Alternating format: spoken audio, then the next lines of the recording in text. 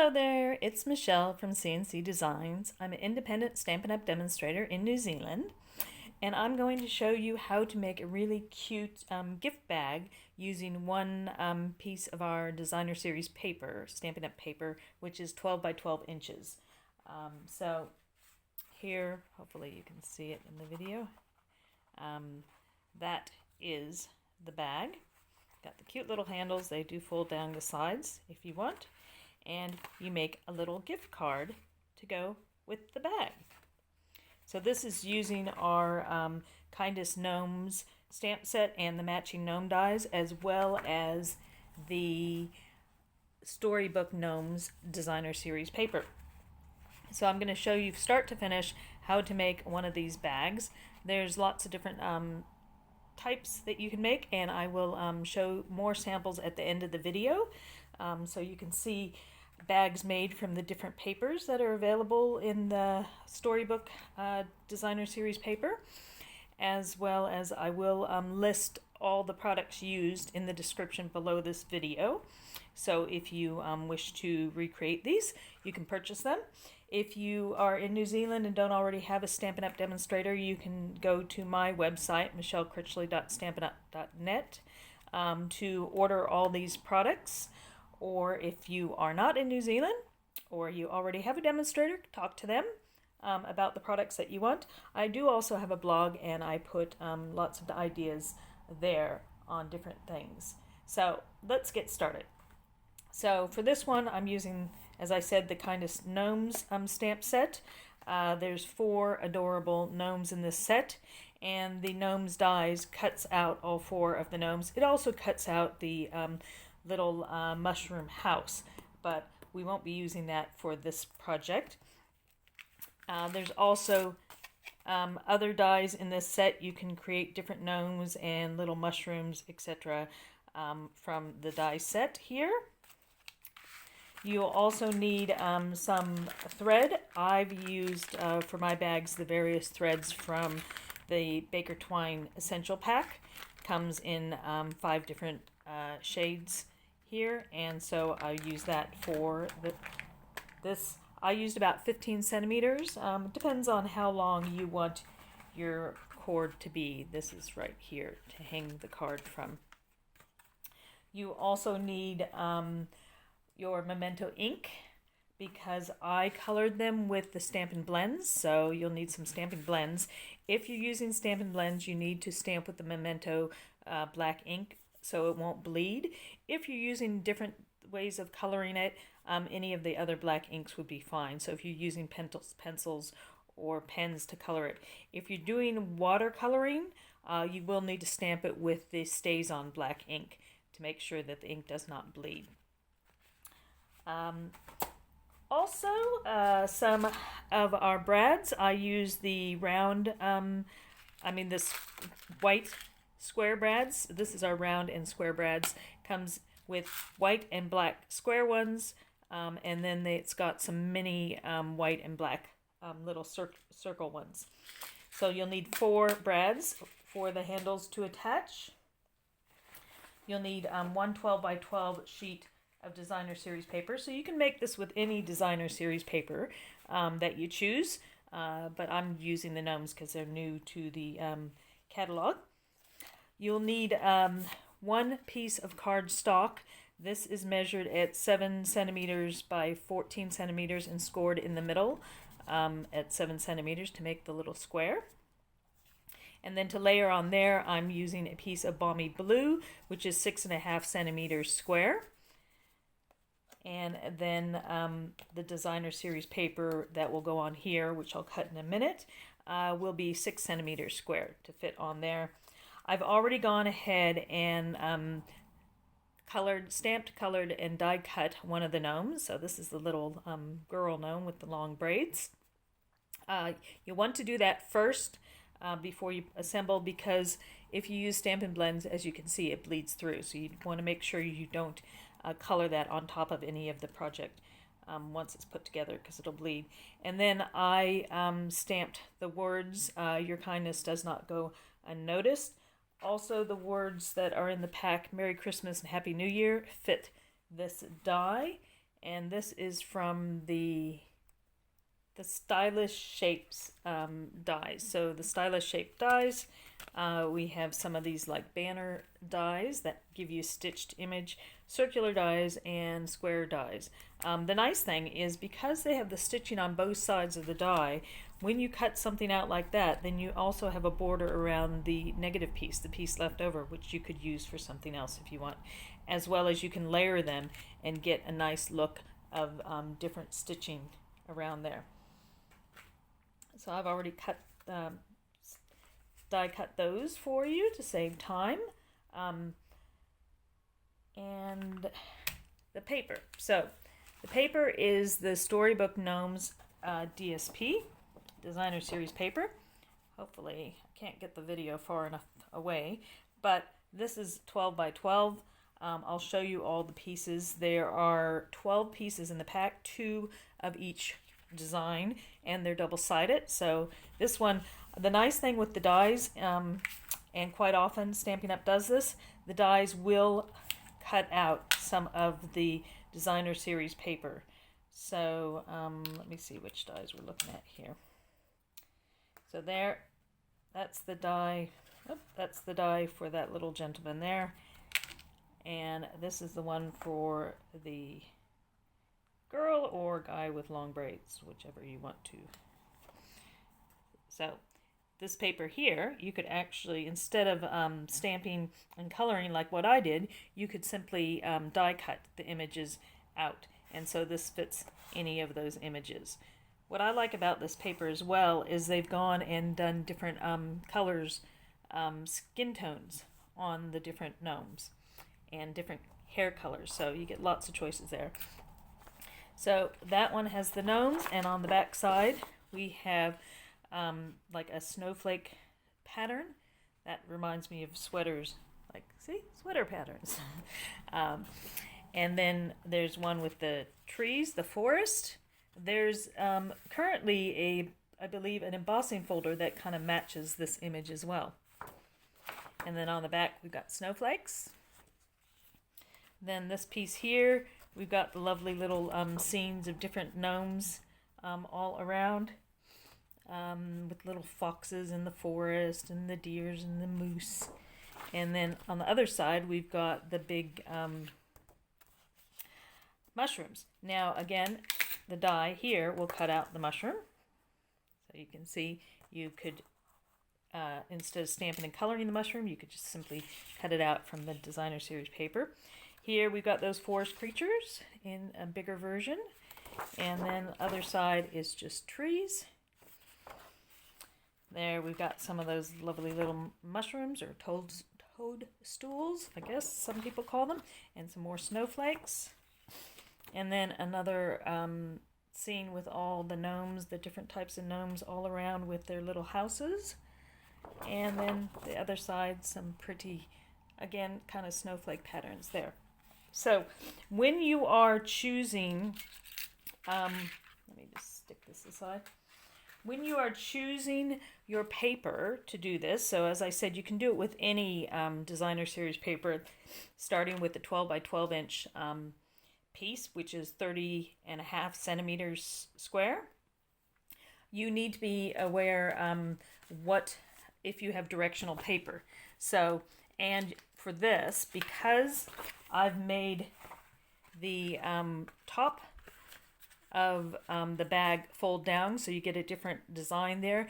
You also need to be aware of what's on either side, because some of the papers won't work very well. So of course this paper would be fine, as long as that's the front. When it folds down, it'll be okay. This paper here, again, if you have that as the front, and when the top folds down, that looks lovely. Let me turn these over. So here you could have that and the top folding down. That looks lovely as well. If you had it this way and folded the top down, depending on how much you fold down, it doesn't look too bad, because you can't really tell if it's only a little bit that those are trees. For this one, folding the top down doesn't work, because look, we've got upside down mushrooms. So you try the other side, have the mushrooms on the front of the bag folded upside down. that doesn't work either because we have upside down gnomes and animals. So out of this pack, 5 of the 6 designs work really well. So this is one that I'm not using. Again, here we've got the lovely scene folded upside down. Yes, they're trees, and they go upside down, but when you actually make the bag, because there's so little of it, it's not that noticeable that those are upside down trees. So I made a bag out of that. So that's fine for doing a bag. And there's our little mushrooms. You can fold that over. Snowflakes don't matter.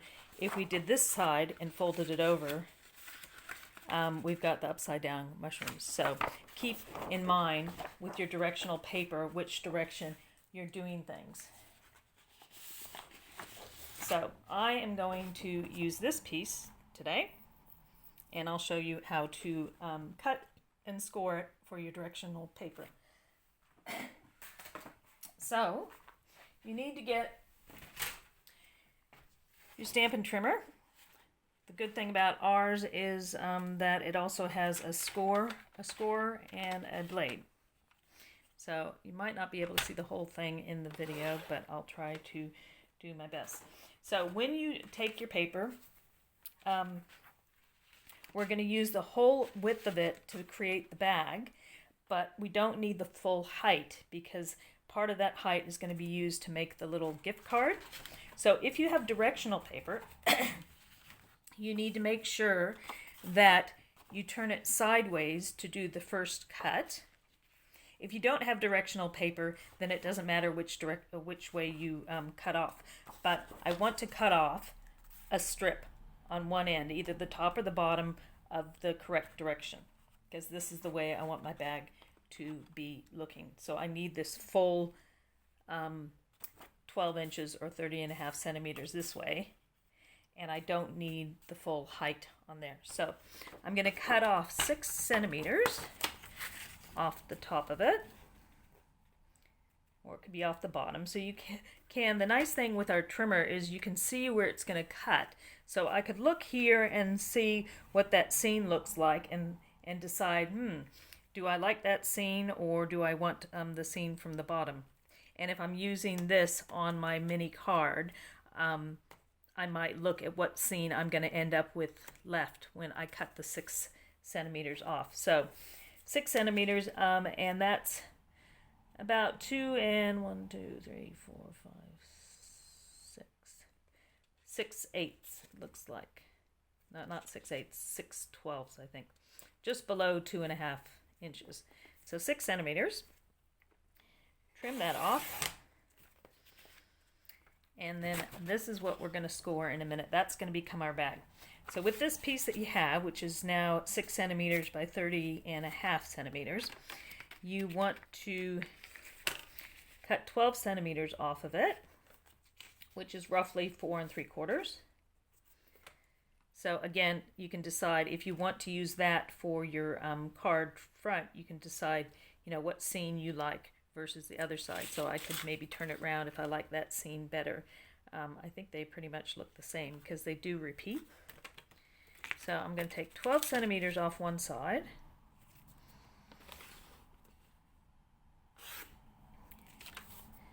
And then what's left here, this is going to turn into the handles.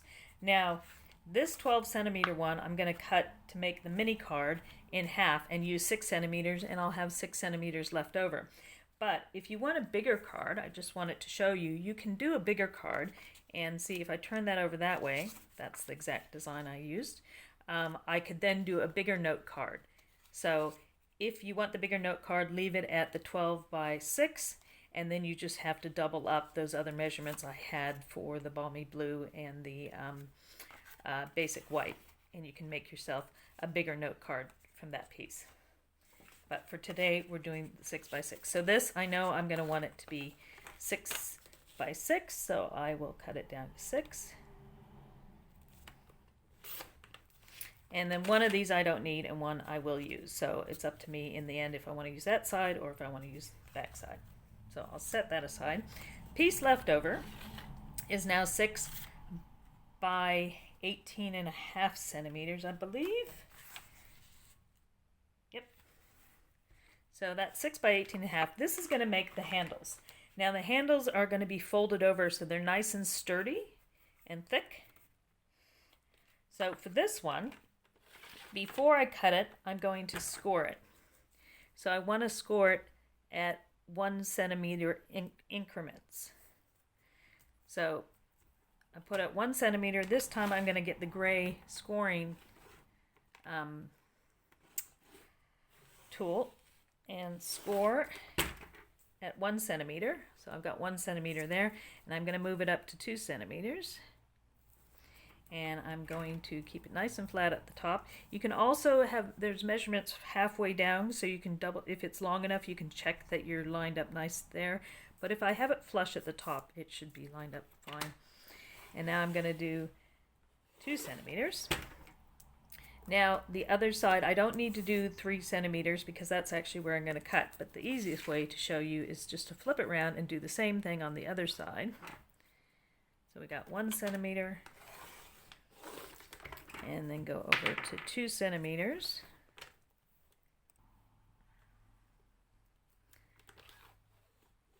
Yep, my little score tool's coming out. Okay, and now I need 2 handles, so I'm going to cut this 6 centimeter piece in half. Sorry about that noise. That's my scoring tool falling off the bottom, because you can. There's a little slot, so you can remove and replace the tools if you need to.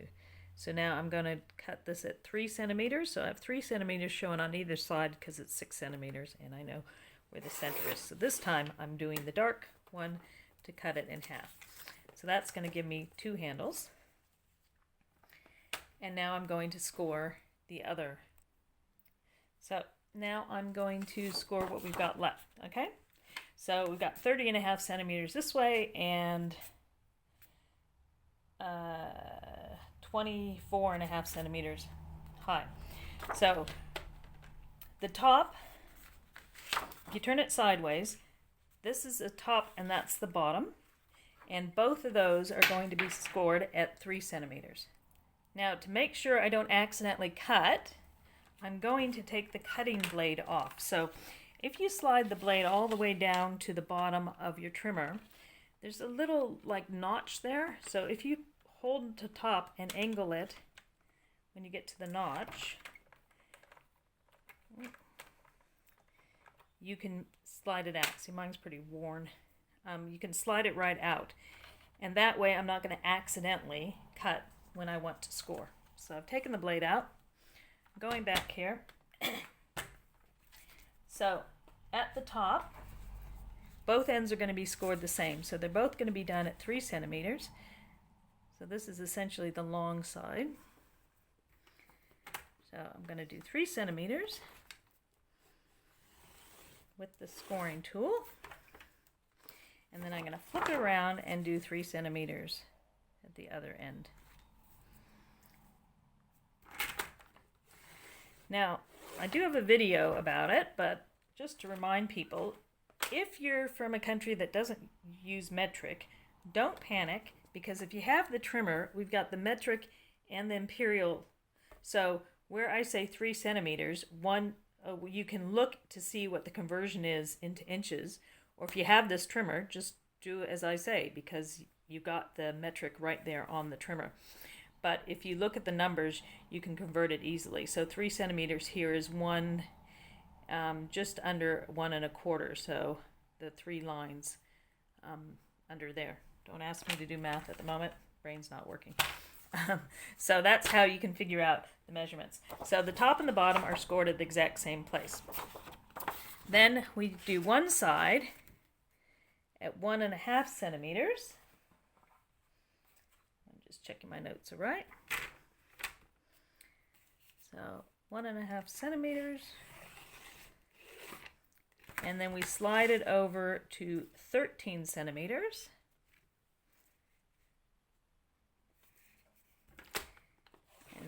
Score there, and then we go to 14 1/2. Then I could take the arm out and carry on with the numbers that way, but I find it easier just to take the paper, flip it round, and do it from the other side. So now I want to do 1.5 centimeters.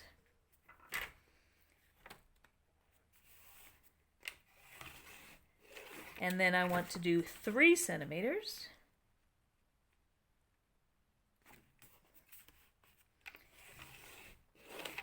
And then I want to slide it over to 14.5 centimeters. Let me just double check.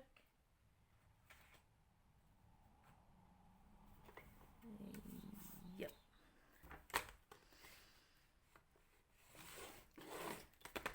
Okay. And that's all the cutting and scoring we're going to do on there. So just to reiterate, we've got a 3 centimeter score at the top and the bottom, so those are the same. And then along the longest part, we've got 1.5 centimeter, 13 centimeters, 14.5 centimeters. That line there is actually 16 centimeters. And then down this end, we've got it at 1.5 and 3 centimeters. So I turned it around that way. 1.5, 3 centimeters, and 14.5. So you end up with 1 score line one side, 3 score lines in the middle, and 2 score lines on the other side. Okay? Now we're going to do some folding and some cutting. So hopefully you're still with me. There's my trimmer. So it's easiest to fold it first. So if you fold the top down, and then we can fold, the bottom goes in. Okay. And then we're going to fold this short one, the one with 1 score line. We're going to fold it in. We'll unfold that and fold that one in. And let me get my bone folder. Okay. There, and then you go down to, in the middle we have the 3 score lines. Sometimes it's easier to turn it over, you can see them better. So if you can see the score lines better on the other side, but I'm just gently easing it over so I can find them. So there we go. So this one we're going to do the concertina. So that one goes in, the second score line in the middle goes over. And then you bring back toward you.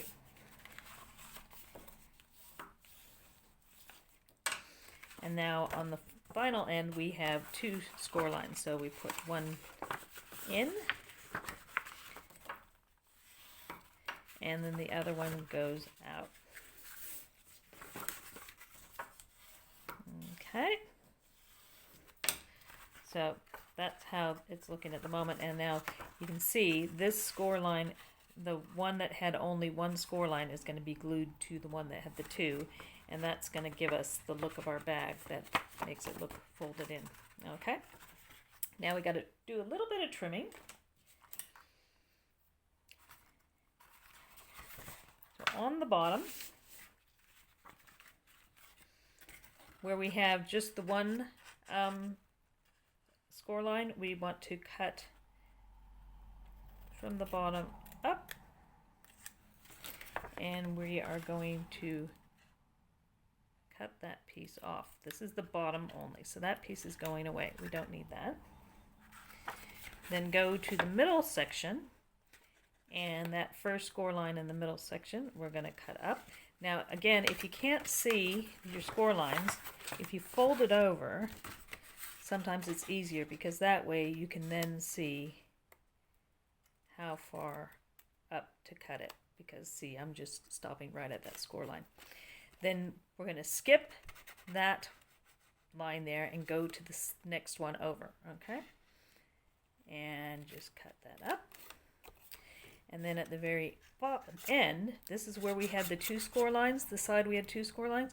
We're going to snip that first one up, and that's it, okay?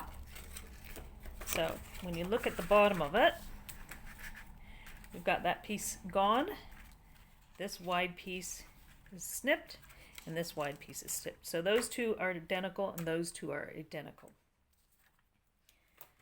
All right, so now before we do anything, we want to fold our top back down so we have our nice pretty top. And now we want to glue our sides together. You can do glue or tear and tape. I find when I stick it together, if I see where it's this, again, the single score, if you just snip that, just a little snip there, it makes it easier to put it together, okay? Don't cut that piece off, but that's opposite the piece that you did cut off. And so you could do tear and tape or you could do glue, it's up to you. I find glue is better because that way you have wiggle room. So now that that's snipped up, I can put glue on just this section here.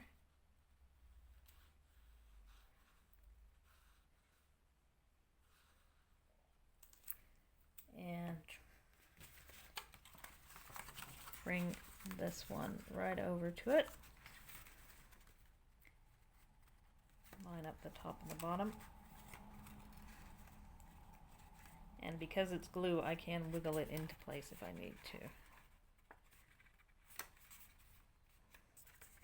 So I'm just lining those two bits up there.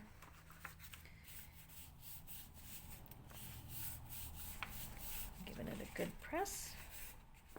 And so this piece here, I can just tuck right under. I can tuck that under there. So that's tucked under and it's not noticeable. Okay, if I did tear and tape and it wasn't lined up very well, I can't really adjust it. Okay. So there we have our little folding back. And now we need to do the bottom. The bottom is much easier. Once you have the top done, just fold in the two side flaps.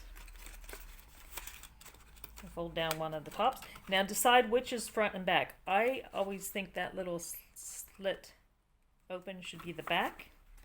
So the front, I want the image to, if it's a continuous image, I want it to go all the way down. So having the back here, fold that flap down first, and then you're going to fold the flap on top. So again, a bit of glue gives us wiggle room on that top flap. Don't worry about the inside flaps because nobody's really going to pull those open. If you want, you could cut a piece of cardstock to fit on the inside to make it flat. So then you just pop that down. See how easy that did? Now, if you need to wiggle it in place, you can just slide it over a bit. But that way, the front image just kind of goes across. And that little bit there isn't noticeable around the back. There you go. So that's your bag made. Now let's do the handles. So the handles are identical. So this is where you decide, do you want that to be the outside of your handle, that look, or do you want that to be the outside of the handle? Now what I think, the way I did it, is I didn't want the handle to be the exact same as the lip on the top of the bag, so I did it the other way around. Now, of course, you're probably thinking, oh, but that's an image and that's going to look strange. But when it's folded up, it's not that noticeable. So what you want to do is you want to fold on your score lines. Give them nice, good burnishing. Oh, there it is. So fold on your score lines. Give it a burnishing. You might find one way folds better than the other because one way might stick out too far. If that's the case, like if I fold it there and the other side doesn't fold over very well, just try folding the other way around. Sorry, I have a bit of a tickle in my throat. Anyway, so fold it over, and you can also look at that before you glue it together to see, you know, whether you like the look. Okay, so once you've done that, glue it together. You could do some tape on this one. It should be skinny enough for our tape. So a bit of tape just straight down there, make it nice and secure. And the piece that's going to be folded over,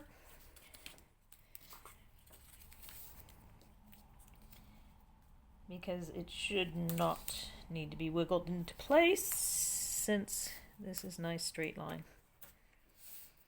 Alright, so there's our tear and tape.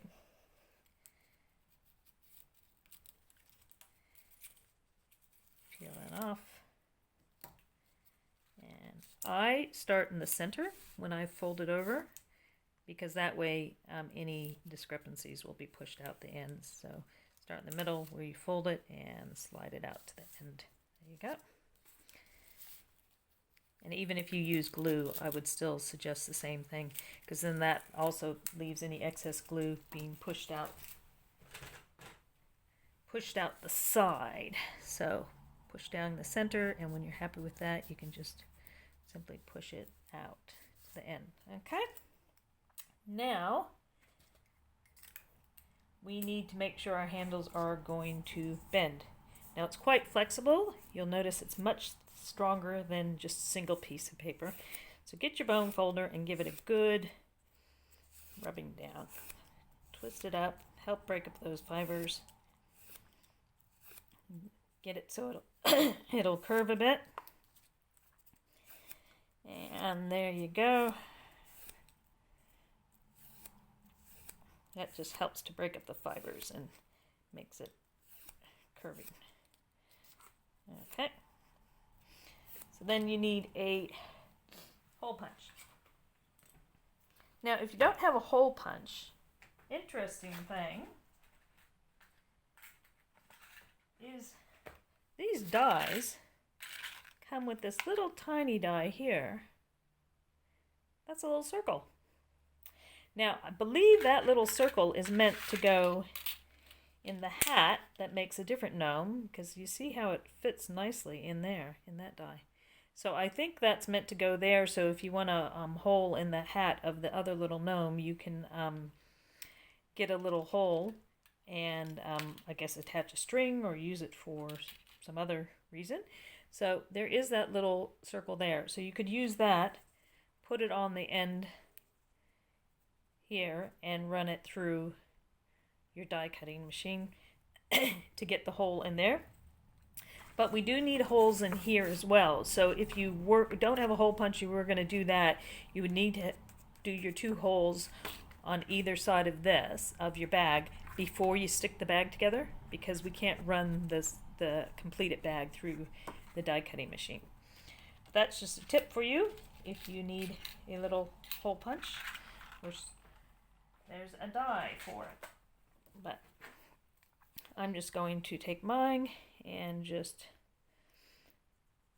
eyeball about where I want it to go. Not too close to the end, but kind of center it in the middle of the handle. And there you go. So you want the end of each handle.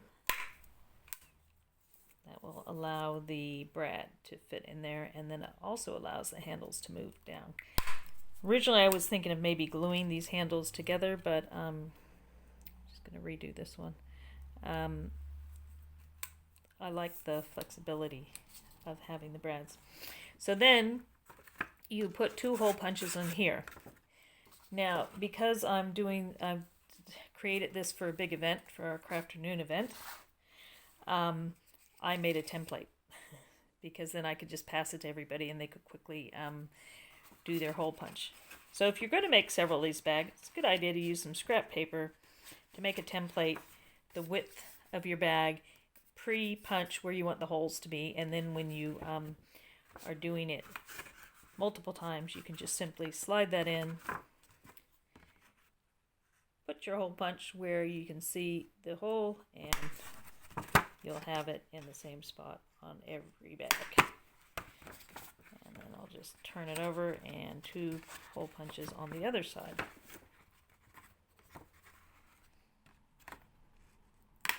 One there and one there. Now the hole punch will not be listed in the products because Stampin' Up! No longer sells the hole punch. But I think most people have them, or you can use that die. Once you've got that, get your brads. So we want 4 brads, and I just went with the white ones. because they go with the background colors. Now, I'm going to put one handle on, but I'm not going to attach the other one yet because I can do it later. I can tie the string on afterwards. I was going to say, because I'll tie the string on. So again, decide, this is the front of my bag. Do I want one thing or the other showing? Which direction do I want things to go in? But being a brad, you can always pull it off and adjust it if you don't like the look of it. So stick your brad through the hole of the handle and then through the hole in your bag. Oop! That one jumped out. Try again. Try not to drop it. Okay? And then you can actually put your handles down. So again, stick it through the handle and through the bag, and you just, if you haven't used brads before, here I'll show you. So then you take the center and you just bend the two bits down. Okay? And because they're shorter than the full width, it doesn't matter. They don't have to be glued in place or anything. You can easily slide it. If you find that whatever you put in the bag is catching on the brad on the inside, then you could just put a piece of tape so it doesn't catch on there. Another little fact about these brads that you might not be aware of, you can color them. So if you have your Stampin' blends, you can actually color on the brads because the Stampin' blends are permanent pens, but color on them before you stick them in here. I did that for a Christmas tree last year with the little tiny white ones, and I just stuck them all into a little piece of foam first, colored them all different colors, and then when I took them out, I put them on the little tree that I had made to make it look like little lights or bubbles. Okay, so there's your handles, and that part of the bag's done. Let's get our card done. So stamp and die cut your words, stamp, color, and die cut your image. Always color before you die cut, because if you die cut first, then you don't have anything really to hold very well when you're trying to color it. So leave it the die cutting to last. So that's another tip for you. Inside, I am going to put the words "You gnome me so well," because this could be a gift bag for somebody saying thank you. So I'm just going to stamp those words right on the inside. You could put something else on the inside. You could leave the inside blank. It's up to you. The Christmas ones I did, the Merry Christmas and Happy New Year, I had the words warm wishes. Those are all in the same stamp set. Now I also need to punch just in the corner here so I can put the cord in. So right there in the corner, so I can put the cord to tie it onto the bag. Again, if you don't have the hole punch, this is where you would put that die and run it through the die cutter. So now we're going to layer it up. Oh, another thing I forgot to mention that you need is the wonderful Snowflakes. This was out last year. It's come back. It's a returning favorite. Beautiful shimmery snowflakes. You get 24 in a pack, and when they're in the pack, they're layered between some tissue paper. So you get 4 pieces with 6 in them, layered between tissue paper because they're very, very delicate. And I've got those just to add some bling. So you got the tissue, which you could use for crafting later on, and there are 6 of them in there. Don't throw away the shimmery paper because, as you can see here, I've used it and I've die cut other snowflakes. So you can use the shimmery paper for lots of things, which is a added bonus. Normally you'd get something like this all just in a pile, like in a container or something. But because these are on separate sheets, you've got the sheet that you can use other crafting for.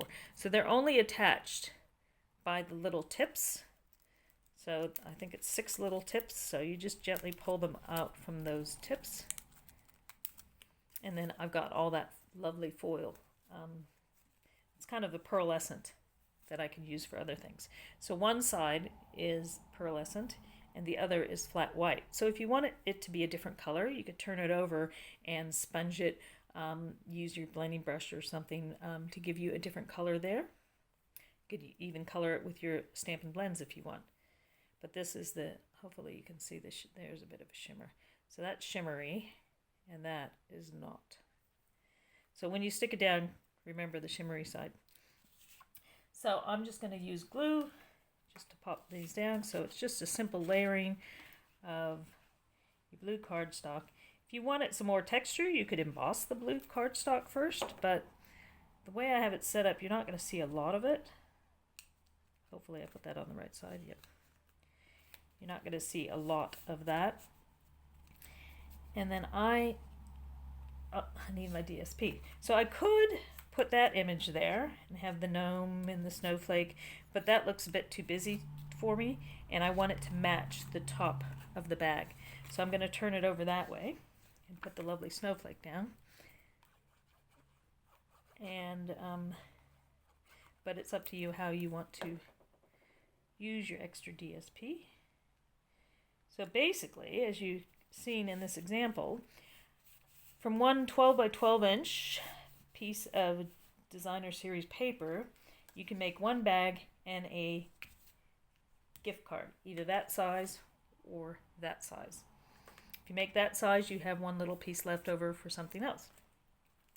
So the other nice thing, since it's not shiny on that side of the snowflake, I can actually stick some glue, and I'm just going to pop that down flat.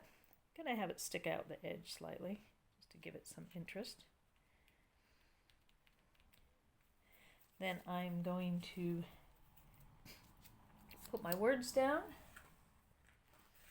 I'm going to use a few mini dimensionals.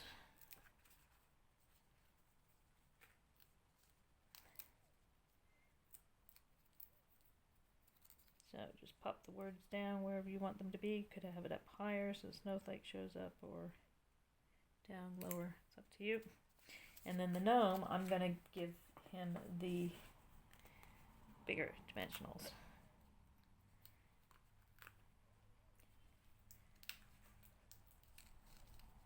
And I'm going to pop my gnome.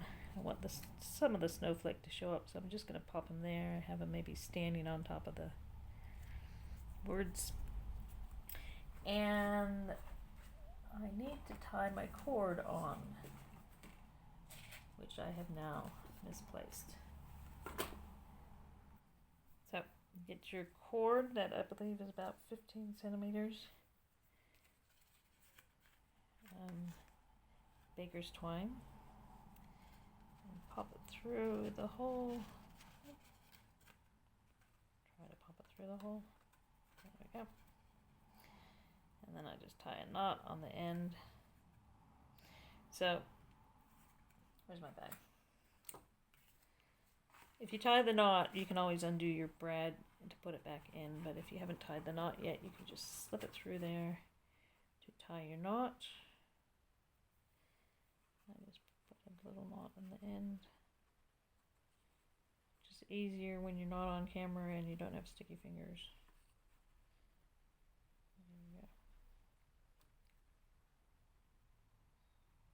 There we go.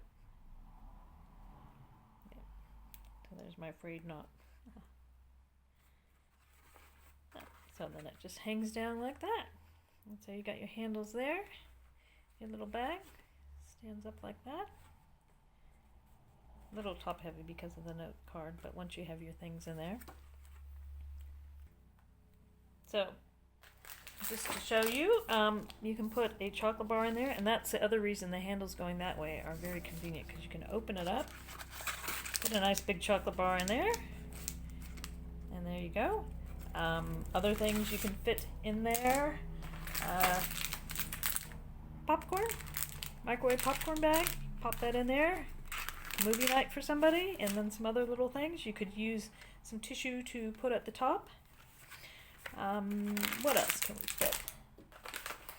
Let's see, some coconut chips, snacks. So any little small snack things. Let's pop that in there. That's perfect. Fits in the bag just fine.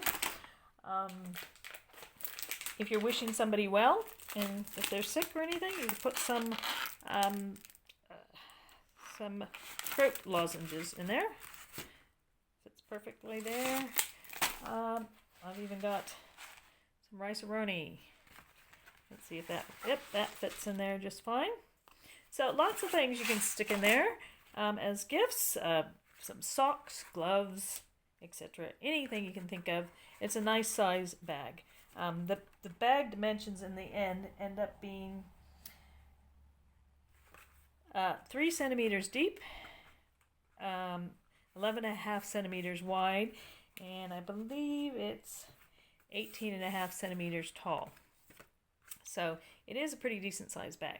So there's that one that we did today on camera. Here's another one I've already done with the same pattern, different gnome. Then I've got a little red gnome. The great thing with the gnomes, they're so fun to color. So same gnome as that one, but this time he's red to match the bag there. And then we've got a little green gnome with the garden animals. So even though those are trees, it's not that noticeable when it's turned upside down. But here, using the trees, you can kind of see that they're trees in that image there. And then I've got lovely blue gnome with the trees there. And so this one I use the handles with the tree side out. And again, it's not really that noticeable when you have it that direction. Then I've got, last but not least, that's the other one there. So I've got those gnomes, and when you fold it over, you can't really see any direction with those snowflakes and the handles. This time I used the handles that matched, because if I did it with that image, it might look a bit silly because of all the different colors and the whiteness. So I went with the matching ones there. So as I said, you could use the dies and cut those out. So I hope you enjoyed that project, and you get your DSP out and make yourself lots of bags. It's a great little personalized gift to go with anything that you might be purchasing somebody at Christmas. I'll put those handles down. And it's a great way to use up designer series paper. So if you've been hoarding your designer series paper at home and you just don't know what to do with it, or you think it's too beautiful, it might have, you know, some images that you really like and you want them to stand out, this is a great way to use them, because the bag itself is mostly the image. So thanks so much for watching that. Give me a thumbs up if you enjoyed it. Make sure you subscribe for future videos. And again, that was the Kindest Gnomes set. So thanks so much for watching. Have a good day. Bye.